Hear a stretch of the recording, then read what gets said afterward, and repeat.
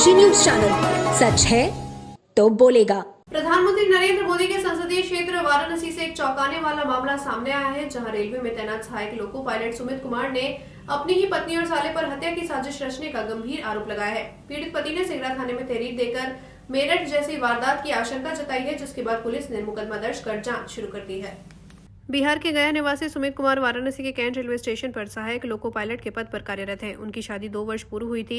सुमित के अनुसार उनकी पत्नी शादी के बाद मायके में ही रह रही थी और सीधे बनारस आने की जिद कर रही थी। दिसंबर 2024 में वो पत्नी को लेकर बनारस आ गए। जनवरी 2025 में दोनों के बीच कुछ विवाद हुए, लेकिन परिवार के हस्तक्षेप के बाद मामला शांत हो गया। हाल ही में सुमित को अपनी पत्नी के व्यवहार पर संदेह हुआ। जब उन्होंने उसका मोबाइल चेक किया तो एक मुस्लिम युवक से आपत्तिजनक चैट और भाई के साथ बातचीत की रिकॉर्डिंग मिली, जिसमें उनकी हत्या की योजना की बात कही गई थी।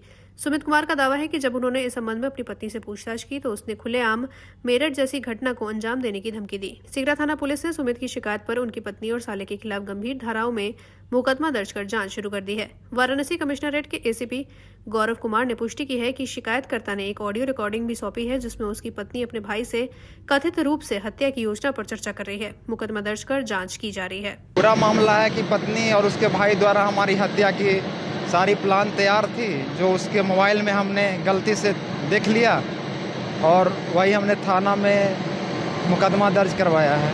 क्या साजिश कर रही है? साजिश हमारी मतलब क्या है कि वो हमारी हत्या करवाने का और उसके बदले में इसकी नौकरी मिल जाता और इसका कहीं अफेयर भी है किसी से, तो उससे शादी कर लेने का एक था मामला। धमकी दिया उसने?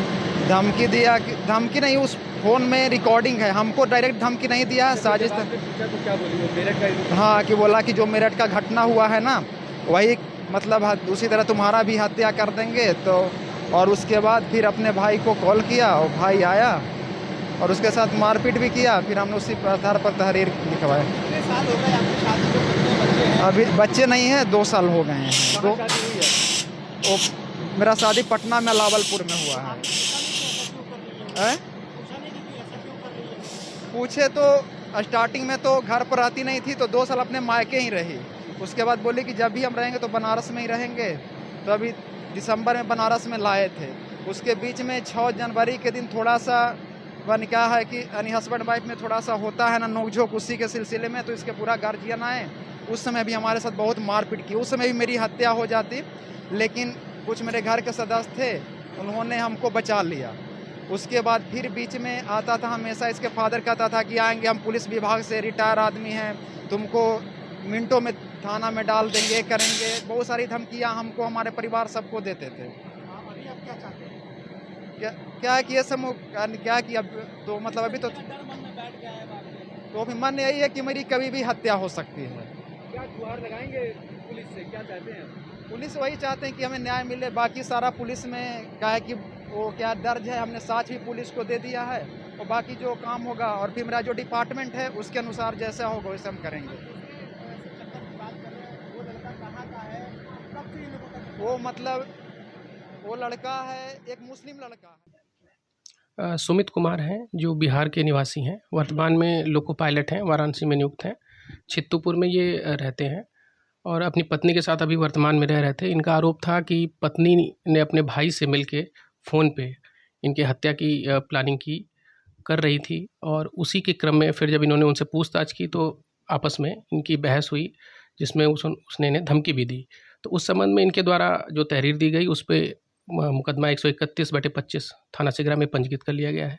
जांच की जा रही है। जो रिकॉर्डिंग्स वगैरह उन्होंने दी है उनकी जांच की जा रही है। उसी के आधार पर आगे विधिक कार्रवाई की जाएगी। शिकायत क्या है पूरा? शिकायत बहुत ज़्यादा कुछ उसमें उन्होंने अपनी तहरीर में नहीं बताया है। तहरीर में यही बताया है कि हमने रिकॉर्डिंग सुनी पत्नी की और उसमें हमें ये भाई से कुछ ऐसी बातें कर रही थी जो इनको लगा कि इनके खिलाफ कोई साजिश रची जा रही है मारने की और नौकरी लेने की।